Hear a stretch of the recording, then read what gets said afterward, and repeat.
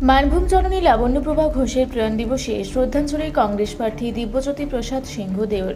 আজ মানভূম জননী তথা বিশিষ্ট স্বাধীনতা সংগ্রামী এবং মানভূমের বাংলা ভাষা আন্দোলনের কিংবদন্তি নেত্রী লাবণ্যপ্রভা ঘোষের 24তম প্রয়াণ দিবস।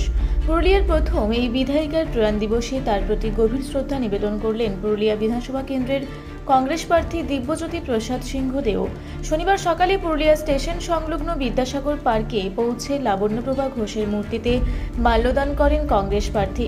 এরপর তিনি ওই উদ্যানে অবস্থিত বিশিষ্ট স্বাধীনতা সংগ্রামী অতুলচন্দ্র ঘোষ এবং ঈশ্বরচন্দ্র বিদ্যাসাগরের মূর্তিতেও শ্রদ্ধা জানান এবং মাল্যদান করেন।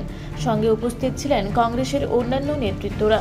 শ্রদ্ধা নিবেদন শেষে দিব্যজ্যোতি প্রসাদ সিংহ দেও বলেন, লাবণ্যপ্রভা ঘোষ ছিলেন একজন অত্যন্ত আদর্শবান ও জনদরদী বিধায়িকা। পুরুলিয়ার মাটি ও মানুষের জন্য তার লড়াই আমাদের চিরকাল প্রেরণা যোগায়। তিনি আরও যোগ করেন যে আসন্ন নির্বাচনে জয়ী হলে তিনি লাবণ্যপ্রভা ঘোষের মতো ব্যক্তিত্বদের আদর্শকে পাথেয় করে এগোবেন এবং তাদের দেখানো পথে পুরুলিয়ার সার্বিক উন্নয়নের জন্য নিজেকে নিয়োজিত করবেন। উল্লেখ্য, লাবণ্যপ্রভা ঘোষ একজন স্বাধীনতা সংগ্রামী ছিলেন। স্বাধীনতার পর কংগ্রেস ভেঙে লোকসেবক সংঘ গঠিত হলে তার প্রথম সারিতে ছিলেন তিনি। মানভূমের দীর্ঘ ভাষা আন্দোলনের নেতৃত্বে ছিলেন।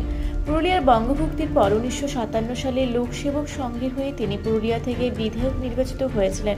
শুধুমাত্র পুরুলিয়ার প্রথম বিধায়িকাই ছিলেন না, বরং বাংলা ভাষা আন্দোলনের এক প্রধান স্তম্ভ ছিলেন। তার 24তম প্রয়াণ দিবসে জেলার বিভিন্ন মহলে তার অবদানের কথা স্মরণ করা হচ্ছে।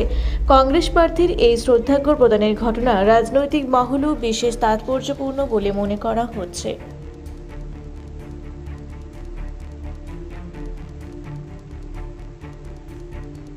আপনারা দেখছেন রূপসী বাংলা মিডিয়া। এখন একটা ছোট্ট বিরতি, ফিরে আসছি বিরতির পর। পুরুলিয়ার পাত্রপাত্রী যোগাযোগের একমাত্র বিশ্বস্ত প্রতিষ্ঠান বিবাহ পরিচয়।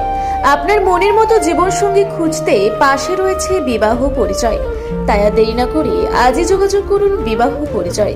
Municipality commercial complex, 2nd floor, Chaibasa road, opposite PWD office, Purulia. Mobile নম্বর 9232440272। ফিরে এলাম বিরতির পর। আপনারা দেখছেন রূপসী বাংলা মিডিয়া।